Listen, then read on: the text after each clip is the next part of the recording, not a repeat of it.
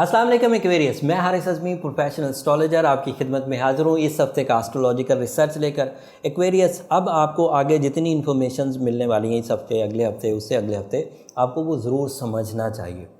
जो strong Aquarius हैं वो उसको समझकर बहुत आसानी से अपने अंदर तब्दीली ला सकते हैं। वक्त की साइंस ने आपको पिछले 4-6 महीने अच्छे दिए जब सैटर्न रेट्रोग्रेड रहा, बट अब कुछ तब्दीलियाँ ऐसी हैं कि जिनको समझकर ही चलना ज़रूरी है, उनसे ज़ोर आजमाई करने की ज़रूरत नहीं है। जो तब्दीलियाँ शॉर्ट टर्म स्टार से पैदा होने वाली हैं वो इसी वीडियो में बयान करूँगा, और जो तब्दीलियाँ लॉन्ग टर्म स्टार यानी कि सैटर्न से पैदा होने वाली हैं वो 17 अगस्त को होंगी। वो अगले हफ्ते में एग्जिस्ट करती हैं, अगले हफ्ते पूरी तफसील दूँगा। इस हफ्ते ये हफ्ता 8 सितंबर से 14 सितंबर तक का है। इस हफ्ते 12 सितंबर तक वही तसलसल चलता रहेगा जो पिछले हफ्ते से चला था।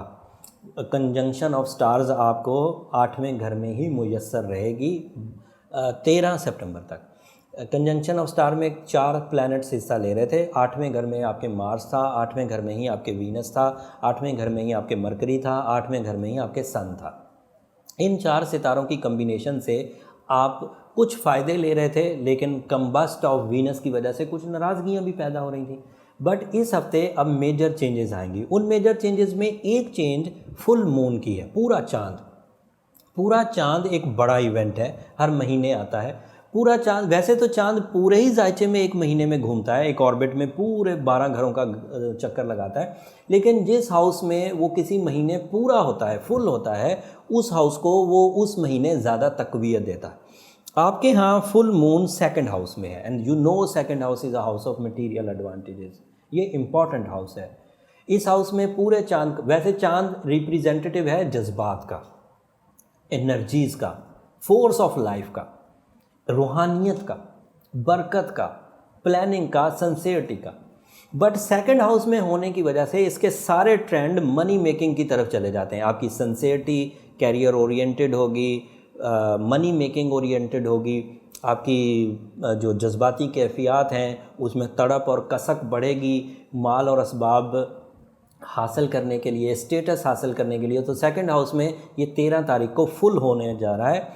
इस हाउस में फुल होने का मतलब ये है कि आपके अंदर ऐसी प्लानिंग, ऐसी जज्बात, ऐसी सिंसियरिटी या ऐसी तड़प पैदा होगी जो मटेरियल एडवांटेजेस को ग्रैब करने में मदद देगी, और आपके अंदर से उकताहट का ख़ात्मा होगा और आपकी दिलचस्पी बढ़ेगी, ज़िंदगी में दिलचस्पी बढ़ेगी। तो ये तो एक इवेंट हो गया। बट दूसरा इवेंट जो है, जो 14 तारीख को होने जा रहा है, वो आपके यहाँ वीनस और मरकरी 8वें घर से निकल जाएंगे और 9वें घर में दाखिल हो जाएंगे, और वो उनकी आइडियल पोजीशन है। जिन एक्वेरियस को पिछले हफ्ते तक हम मंगनी से, प्रपोज़ करने से, रिश्ता करने से, निकाह करने से मना कर रहे थे, अब उन्हें एस्ट्रोलॉजिकली रिकमेंडेशन है कि वो अब प्रपोज़ कर सकते हैं, रिलेशनशिप अचीवमेंट्स कर सकते हैं, लव वंस के साथ सोल एक्सचेंजेस हो पाएंगी। एंड मरकरी के 9वें घर में तालिब इल्मों के लिए एक्स्ट्रा ऑर्डिनरी सिचुएशन पैदा होगी। 9वां घर हायर एजुकेशन का है, एंड मरकरी एजुकेशन को सपोर्ट करता है। एजुकेशन को ही सपोर्ट नहीं करता, लर्निंग एंड टीचिंग कैपेसिटी को ही सपोर्ट नहीं करता, ज़हनी ज़रखेज़ी की वजह भी बनता है, और सीखने का अमल इतना तेज़ हो जाता है कि समझें डबल इन स्ट्रेंथ। तो एक्वेरियस तालिब इल्म जो हायर एजुकेशन के हैं, सभी एजुकेशन के, आप मान लीजिए सभी एजुकेशन, जिस दर्जे की भी एजुकेशन है, एक्वेरियस तालिब इल्म हर जगह छाए रहेंगे। इम्तिहानात में तेज़ी से, सिंसियरिटी के साथ, कंसंट्रेशन के साथ और मुस्तकिल में, ये सब उनके साथ चलेगी। दोनों की कम्बिनेशन मिलकर इन्हें फ़र्ज शनास भी कर देगी, ड्यूटीफुल। दोनों मरकरी एंड वीनस की कम्बिनेशन मिलकर उनके इरादों को इज्तमाइयत भी देगी। वो सिर्फ अपना नहीं सोचेंगे, अपने इर्द गिर्द चीज़ों का भी सोचेंगे, अपनी फैमिली का, अपने दोस्तों का, अपनी ड्यूटीज़ का, अपने मज़हब का। इन सेक्टर्स में भी अब वो काम करेंगे। और मरकरी और वीनस की ये पोजीशन इस साल की मैक्सिमम पोजीशन है तालिब इल्मों के लिए। उसके अलावा जो Aquarius communication, public image, social connections, किसी ग्रुप को लीड कर रहे हैं, वहाँ पर उनका तर्ज़ गुफ्तगू काउंट होगा और वो बड़ा मैजिकल होगा, पॉजिटिव इम्पैक्ट देगा। आपकी शोहरत में इल्ज़ामात कम होते जाएंगे, लोग आपको ज़्यादा सराहते रहेंगे। आपके ख़ुद की नीयत में भी इंसाफ पसंदी का पहलू पैदा होगा।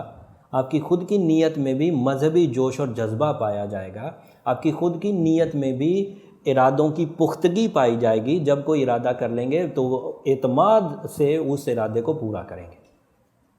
तो ये जो 12 और 13 तारीख की शॉर्ट टर्म चेंजेस हैं वो मैंने आपके सामने रख दी। इसका फ़ायदा कारोबारी लोगों को भी होगा, इसका फ़ायदा नौकरी पेशा लोगों को भी होगा, इसका फ़ायदा स्टूडेंट्स को भी होगा, इसका फ़ायदा लाइफ पार्टनरशिप के डिसीजन लेने वालों को भी होगा, सेहत और तंदुरुस्ती को भी इसका फ़ायदा होगा किसी हद तक। बट जो दूसरी खबर है वो ये कि आपका जुपिटर आपके 11th हाउस में मैक्सिमम रिजल्ट्स दे रहा है। ये 2 दिसंबर तक देगा, लॉन्ग टर्म है। ये 1 हफ्ते में ख़त्म नहीं होगा, 2 हफ्ते में ख़त्म नहीं होगा, ये 2 दिसंबर तक चलेगा। अब थोड़ी सी टेक्निकल न्यूज़ इसमें ऐड करता हूँ। इधर से सलाहियतें बहुत अच्छी हो रही हैं, प्लान अच्छा हो रहा है, लर्निंग कैपेसिटी बढ़ रही है, लविंग कैपेसिटी बढ़ रही है, इरादों की ताकत पैदा हो रही है, करेज पैदा हो रही है। उधर से जुपिटर 11वें घर में मैक्सिमम लक फैक्टर प्रोड्यूस कर रहा है। दोनों को अगर मिला दिया जाए तो गैर मामूली तरक्की की वजह बनेगा। बट यहाँ पर एक खबर थोड़ी अजीब भी है, इसको समझने की ज़रूरत है। 17 सितंबर को जो अगले हफ्ते एग्जिस्ट करेगा, इस हफ्ते नहीं लेकिन क्लू छोड़ता हुआ जा रहा हूँ, सैटर्न डायरेक्ट हो जाएगा। And Saturn is responsible for Sadesati. आपकी साढ़सत्ती जो रेट्रोग्रेशन ऑफ सैटर्न की वजह से थम गई थी वो दोबारा एक्टिव हो जाएगी। And you feel some resistances in health, relations and career. इस चीज़ को 17 तारीख को आपको बैलेंस करने की ज़रूरत ही पड़ेगी। इसकी तफसील अगले हफ्ते पूरी तवज्जो से बयान करूँगा। अगले हफ्ते की वीडियो मिस मत करिएगा, वो आपके लिए बहुत इंपॉर्टेंट होने जा रही है। इस हफ्ते बहरहाल अपने वो काम जिनको आप फिनिश कर सकते हैं, आखिरी लाइन पर ले जा सकते हैं, उन्हें ले जाइए। अगले हफ्ते फिर आपको सैटर्न को बैलेंस करने की ज़रूरत पड़ेगी ही पड़ेगी। अगर हमने सैटर्न को बैलेंस नहीं किया तो जो जुपिटर के 11th हाउस के रिजल्ट्स हैं वो मध्यम हो जाएंगे। इसलिए अगर हम सैटर्न को बैलेंस कर देंगे तो जुपिटर अपनी पूरी रानाई से आपको लक फैक्टर देता रहेगा। उसको सेटल डाउन करने की जो बहुत अच्छी रेमेडी है वो ये है कि एक तो ब्लू सफ़ायर पहना जाए। ये सैटर्न को बैलेंस करने का बहुत अच्छा सोर्स है। बट ये ओवरऑल है, हर एक्वेरियस ब्लू सफ़ायर ना तो अफोर्ड कर सकता है, माली तौर पर महंगा होता है, और ना ही अफोर्ड कर सकता है जिस्मानी तौर पर, क्योंकि सबके साथ वो यकसा फ्रेंडली रिजल्ट्स नहीं देता।